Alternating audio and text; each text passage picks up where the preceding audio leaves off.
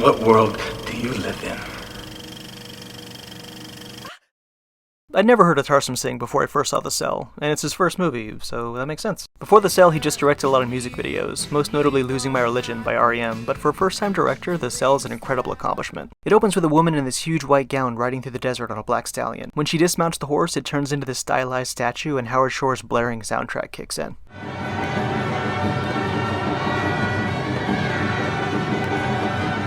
The camera keeps switching between these extreme wide shots from different angles and these sweeping helicopter shots, and the combination of it all makes this whole title sequence seem really disorienting. For good reason. The scene takes place in the mind of a comatose young boy. Or maybe it's just a dream, we'll get to that in a minute. And settings like this are where Tarsem really shines. He's the most visually expressive filmmaker I've ever seen, and a lot of people have accused him of being about style over substance, which is probably fair to be honest, but there are a few movies in his filmography where he's taken a pretty paper-thin plot and produced some of the most memorable images I've ever seen on the screen.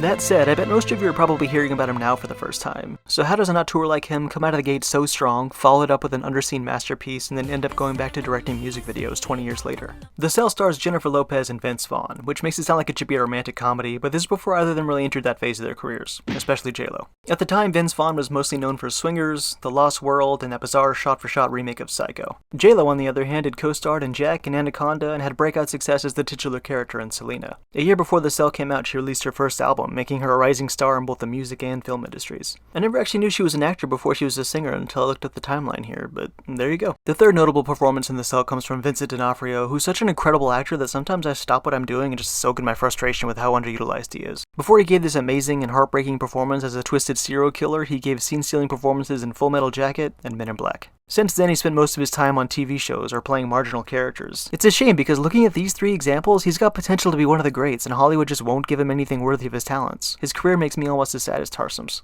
After Catherine gets off with that horse in the beginning, she visits this little boy named Edward. He acts really shy, and Catherine tries to convince him to go sailing, but oh my god, he's a monster! So Catherine gives up on the therapy session, and we get a bigger picture of what's going on. She's a counselor that works at a research facility that's currently testing an experimental form of therapy that involves projecting yourself into the mindscape of someone in a coma so you can try to wake them up. Unfortunately, she can't take any proof of progress back with her from places like the desert in the opening scene, and the kid's skeptical parents start questioning the legitimacy of what Catherine does. Is she really going into these people's minds and communicating with them, or is it all just in her head? There's no evidence either way, but Tarsem gives us this little hint in the next scene in her apartment. She's just gotten stoned, and while she's checking the fridge for food, we see this painting of a black horse that's in the same posture as the horse statue in the opening scene. See it? Right there. Hey, nope, pay attention. It's over there on the wall. So it calls into question again. Did she imagine the horse? That's not supposed to be possible because she's in Edward's subconscious and she can't create things there. Did Edward somehow see this exact image of the horse and conjure it for her? Is the horse some kind of shared manifestation that links them together? Man, I feel like we could spend all day talking about this shot, but let's move on. On the other end of things, and without any real context at first, the movie starts showing us these brief moments in the life of Carl Starger, the movie's antagonist. When we first meet Carl, he's checking in on his latest victim and we're forced to watch his whole ritual play out. The vast majority of the scene got cut for the American theatrical release because New Line was worried they'd end up with an NC-17 rating, and this is YouTube, so we're not going to show you most of it here. But as disturbing as it is, this scene really sets up an important punch later on that doesn't quite work as well without it. We see Anne screaming for help, her body getting bleached, and Carl doing what he does. So when the lights turn on for Julia, his latest victim, you know exactly what's coming without ever having any step in the process explained to you, and because all that awareness hits you in the same instant, you're just assaulted with this feeling of dread.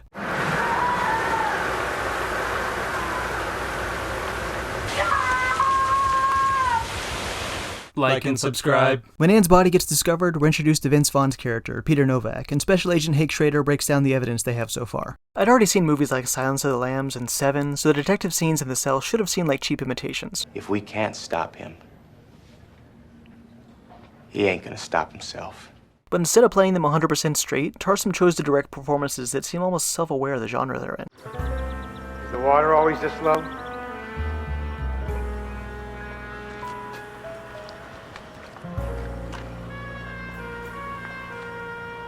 Yeah, this time of year.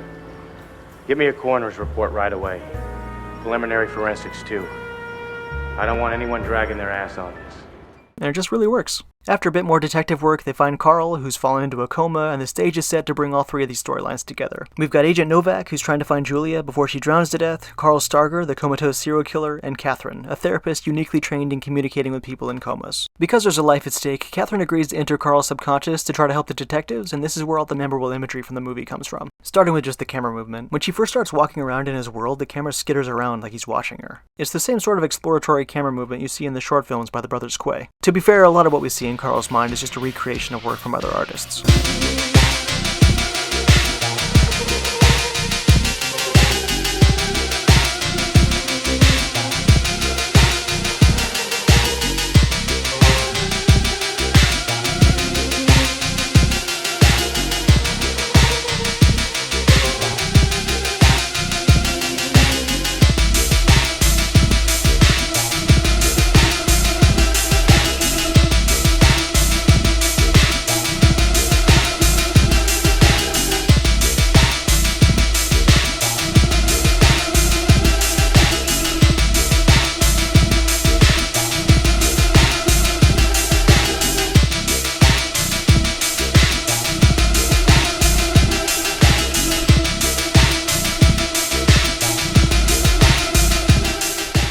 That last one is especially layered, because the reason Catherine chooses to represent herself as a nurturing water spirit, not Mother Mary, which is an easy mistake to make, is because of Carl's strange relationship with water. It's never really explored, but we know Carl drowns women and drops their bodies in rivers, and his first mental split happened during his baptism. Who told you to say that? Do you remember the first time he talked to you? Were you in water? Maybe you went swimming. It was my baptism.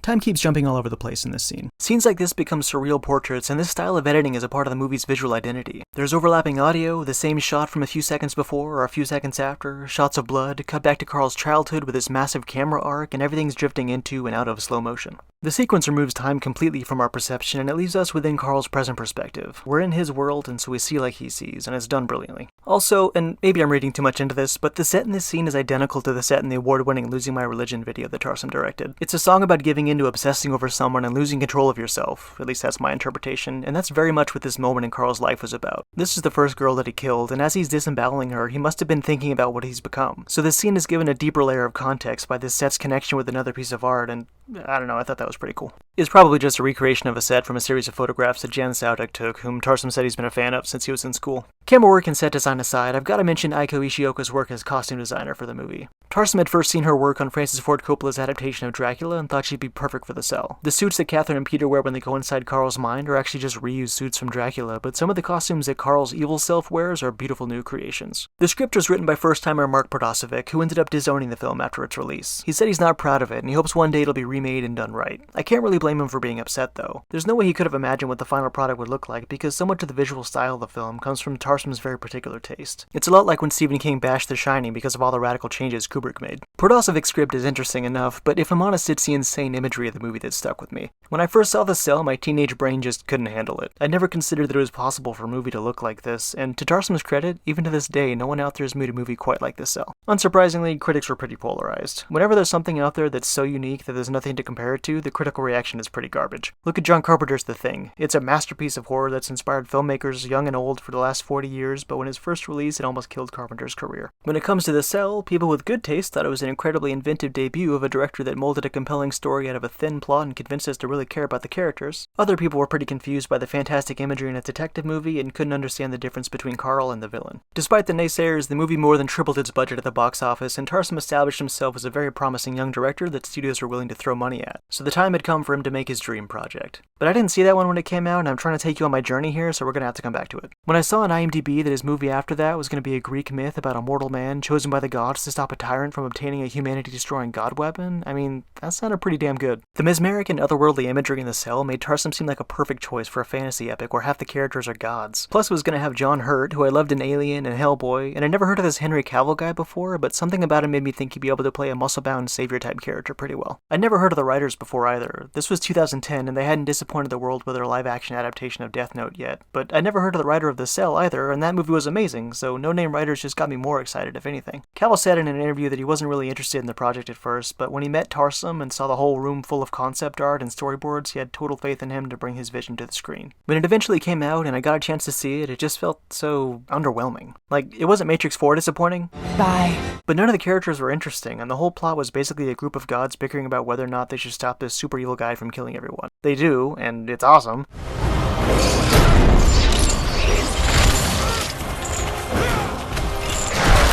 But walking out of the theater after seeing this was the first time I'd ever had the thought that I could edit a better version of a movie by just cutting out big sections of it. Where did they come up with this stuff? Like, if the whole movie was just this awesome prelude, this trippy church, this insane torture chamber, and the gods coming down to murder a bunch of people, it'd be great. I mean, it wouldn't make any sense, but at least the whole thing would be enjoyable. It's weird how boring this movie manages to be in between these scenes. The performances were great, and the visuals, whenever they weren't just obviously a big CGI canvas, were on par with some of the crazy stuff Tarsem did in The Cell, but because the characters aren't interesting, the whole movie ends up just being passively interesting from start to finish. So I was a little worried going into his next film, Mirror Mirror. When promotion for this one started, I totally ignored it. I honestly didn't even know Mirror Mirror was a Tarsem movie because it was so overshadowed by the fact that we were getting 2 Snow White movies just a few months apart. Instead of looking into it, I just ignored it on principle. Had I actually paid attention to the trailer, it would have been pretty apparent that this was a Tarsem movie, though. The costumes alone give it away. Aiko Ishioka did the costume design for every one of Tarsem's films, but because cancer's a bitch, Mirror Mirror was the last one they did together. Eventually I found out it was a Tarsem movie and decided to see it. He said he wanted to make a kids movie, so I went into it with the mindset that I wasn't the target audience, but Mirror Mirror ended up being another great-looking movie populated by uninteresting characters, weird pacing, and a loose plot. Basically everything wrong with Immortals, but worse. The main thing that stuck out to me was how off-putting Julia Roberts was. Everyone else sounds like they're in a fantasy film, but Roberts sounds like a modern-day American. It's just really weird tonally. The prince is rich. He's built like an ox. I'm going to marry him, and then my financial problems will be solved. At this point, I was starting to think The Cell was a fluke. Maybe Tarsem really was all style over substance, and maybe he's just a mediocre director that got too much attention for the visuals he pulled off. The Cell was great, but clearly the guy only had one good movie in him. And then, for whatever reason, I saw The Fall. I'm not even sure how I saw this movie. It came and went from theaters so quickly that if you blinked, you missed your chance. Thanks to some terrible reviews it got in the film festival circuit, the movie didn't get picked up for distribution, forcing Tarsem to spend 2 years and a lot more money to try to get it in theaters. Luckily, David Fincher and Spike Jonze saw the potential in the movie and helped him cross the finish line in 2008. Once it finally got to the silver screen, however, it only made back about 1/10 of its budget and quickly vanished into obscurity. I didn't get a physical copy of it until a few years ago, and back in 2006 it was pretty much impossible to find independent movies online. Even now, finding a DVD or a Blu-ray of it isn't easy. I guess I just got lucky, and if you've just seen it for the first time, welcome to the club. The making of The Fall was a labor of love for Tarsem. Shot in over 20 countries, developed over 17 years, and largely self-funded. His work as a well-known commercial and music video director got him jobs all over the world, and with The Fall in mind, he got really selective about which jobs he would take. Basically, his day job as a commercial director became an easy way to fund his location scouting for the movie. Around 2002, when his relationship fell apart, he didn't know what all the money he'd been saving up doing commercials was for. Not for marriage, not for kids, so he decided to cash in and make the movie he'd been dreaming about for almost 20 years. The story of The Fall is a simple one. In early 20th century Los Angeles, a Hollywood stuntman named Roy is recovering in a hospital after injuring himself in a particularly bad fall. He can't work, the love of his life just left him for another man, and he just wants to die. While there, he meets a young girl named Alexandria, who broke her arm falling off the ladder in the orchard where she works. They each have physically demanding jobs that neither of them are qualified for, and these two broken people find each other here. One overcome by despair, and the other naively cheerful. Their dynamic in the movie is one of the best I've ever seen, and this was only Lee Pace's second movie. Tarsem saw him in his first movie, Soldier's Girl, where he plays a transgender showgirl, and something about that performance made him think Pace would be perfect for Roy. His co-star, Kentinku Ntaru, was found by Tarsem's talent scout that he'd always send out to try to cast Alexandria whenever he was working internationally. One fateful day in Romania, they found her. After her first audition, he called his brother/co-producer and said he'd found the right person, but she was going to be a totally different person in 6 months, so they had to start making the movie immediately. She was only 6 years old when she was cast, and her young age brought a sort of genuine curiosity to the character that worked its way into the script. Tarsem would often guide them through an improvised version of the scene, write down what she said, and then shoot again. I think that's pretty great. Let's get this stuff written up, make them comfortable here, and come back here. And then we'll call the camera. It's my story. Mine too. There were times when Kentinku just didn't understand a line, and it makes for such candid reactions that you kind of forget you're watching a movie. Do you understand me? What? Did you understand what I meant? What you said? I said, are you trying to save my soul? There were other times where her misunderstanding directly influenced the plot of the movie. Because of Lee Pace's handwriting, when he asked her to go get morphine, she reads M-O-R-P-H.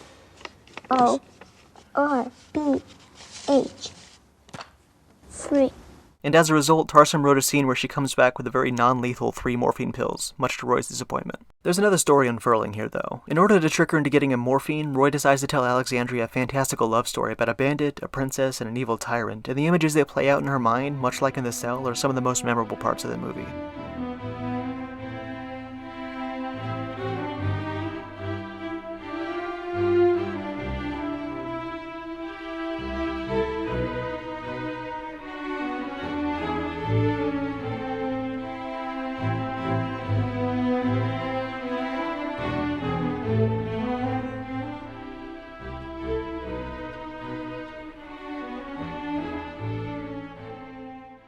In Roy's story, a masked bandit, an Italian explosives expert, a former slave, an Indian warrior, and Charles Darwin himself all band together with a shared goal of getting revenge on the evil Governor Odious. Along the way, they rescue a princess, which the bandit falls for, but it's revealed that she's actually the evil governor's fiancée, so they decide to kill her for treason, but she survives and decides to follow her heart and marry the bandit. They all raid the governor's palace together in an epic finale of revenge and love and justice.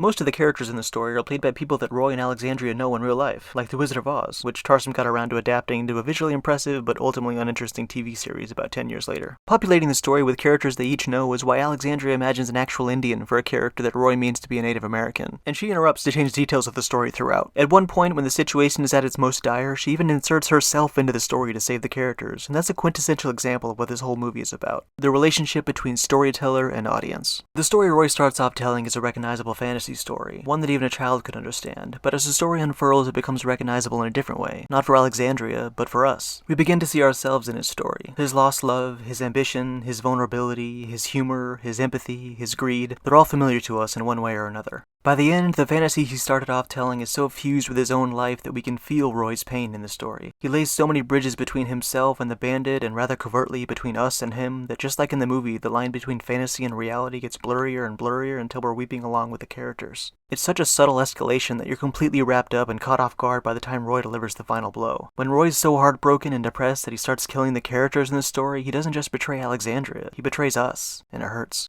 Don't kill him. There's nothing left for him. His daughter. He wasn't her father either. She loves him. I don't want you to die. Alexandria is so caught up in the story she forgets Roy and the bandit are two different people, the same way a powerful movie can trick us into feeling what its characters feel. The story in her mind and the story in the hospital are both just two edges of the triangle, because the third story, the one that matters the most, takes place within us.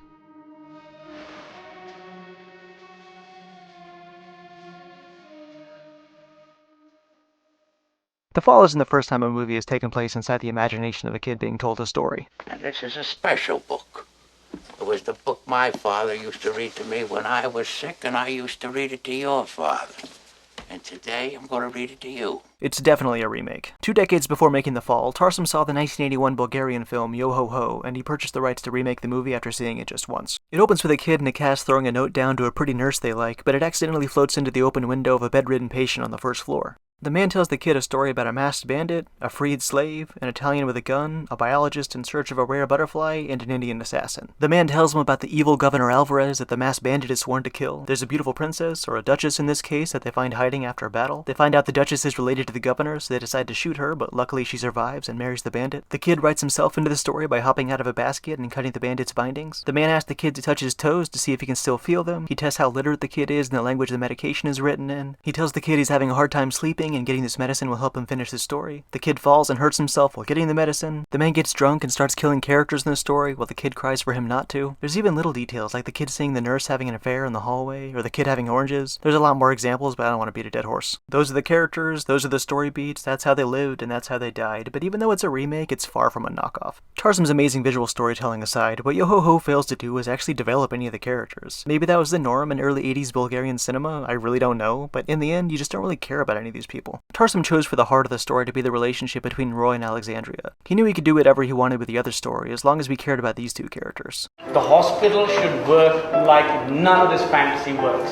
Because if the hospital doesn't work, this is the big wank. This will be just a bad music video. In Yo Ho Ho, the man suddenly has a revelation about his selfishness in the last shot of the film, and the kid is more concerned about whether or not the princess version of the nurse he has the hots for is going to make out with the bandit. Is this a kissing book? We don't know why the man is in the hospital, the kid broke his arm falling off a bike, and none of the fantasy characters get backstories, so you end up just not really caring about them. Whereas in The Fall, when things start to go south for the characters, I was like...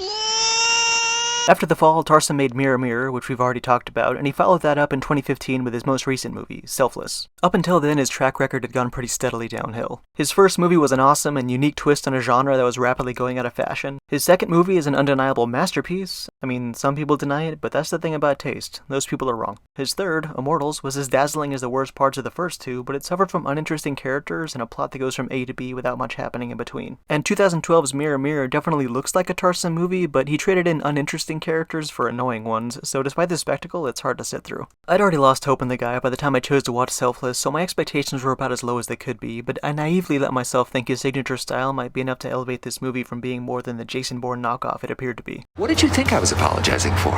I mean, there's a list. Green Lantern, yep. R.I.P.D., horrible. Selfless. Terrible. Basically, and I'm gonna spoil the plot of a movie you shouldn't waste your time seeing, a dying old man puts his consciousness inside the body of Ryan Reynolds and slowly learns that his new body belongs to someone's husband who offered up his life in order to pay for his daughter's medical bills. Because in America, having a sick daughter with expensive medical bills is basically an excuse to do anything. After that 20-minute setup, the movie just turns into Venom, or Upgrade, or Hardcore Henry, or Lucy, or any of the other movies where someone wakes up and slowly realizes they're an expert martial artist so they can fight the evil corporation that turned them into a monster, except without any of the inventiveness of those other movies. In his review of The Cell, Peter Travers from Rolling Stone wrote, "Tarsem uses the dramatically shallow plot to create a dream world densely packed with images of beauty and terror that cling to the memory even if you don't want them to." That's what Tarsem does best, but there's none of it here. In both The Cell and The Fall, the plot gives him an excuse to remove all the boundaries and really let loose. Like in Gaspar Noé's movies, Enter the Void or Climax. One of them is from the point of view of someone's life achronologically flashing before their eyes as they trip on DMT at the moment of their death, and the other is about a troupe of contortionists locked in a warehouse having really bad acid trips. Tarsem doesn't usually choose subject matter that disturbing, but in all four of these movies, there's nothing that keeps us as viewers bound to reality. If we had anything to cling to in a bad Tarsem movie, it'd be the breathtaking visuals like this, but Selfless has none of them. I wish I could say Tarsem's aesthetic was just too much for mainstream audiences to accept, and he was just gradually forced into making cookie-cutter action movies like Selfless. Other than The Fall, which was a massive box office bomb, his movies always made back their budget. In most cases, they doubled or tripled what it cost to make them, but apparently a grounded action movie is what Tarsem wanted to make. While promoting Selfless, he said he'd been making an effort to get away from huge visual fantasy movies, and he never intended to make more than one of them. He just kept getting offers for half-baked projects that relied on visuals to sell tickets. Zack Snyder's 300 just proved that Greek warriors kicking ass in slow motion was profitable, so Immortals got greenlit, and Snow White proved that Snow White was profitable, so Snow White got greenlit. The projects just fell into his lap, and I'm just inferring this, but maybe part of the reason he took them was that he'd personally lost millions of dollars because of The Fall's poor reception, and he needed a financial boost. He said he chose to make Selfless when he did, because if he'd gone on making fantasy movies for another 5 years, the only projects he'd ever get offered would be the things that Tim Burton rejected, and he didn't want to get pigeonholed. So basically, the reason Tarsem isn't making movies we want to see anymore is because he chooses not to. No artist should feel like they have to give the audience what they want, so it's not like Tarsem is making any disreputable decisions for abandoning what reluctantly became his trademark style, but it just feels like such a loss. After Selfless, he did direct 10 episodes of that Wizard of Oz show we mentioned earlier, Emerald City, and while it's huge and beautiful, it doesn't look like something he's interested in doing again. His next movie, his first in over 7 years, is Nanda Devi. IMDb describes it as a high-stakes Cold War movie where the US and India team up to spy on China's nuclear projects. So, sounds like another action movie, and it looks like that's all we're gonna get out of this guy going forward. A massively talented director who can make epic, beautiful movies like no one else has reduced himself to this. My biggest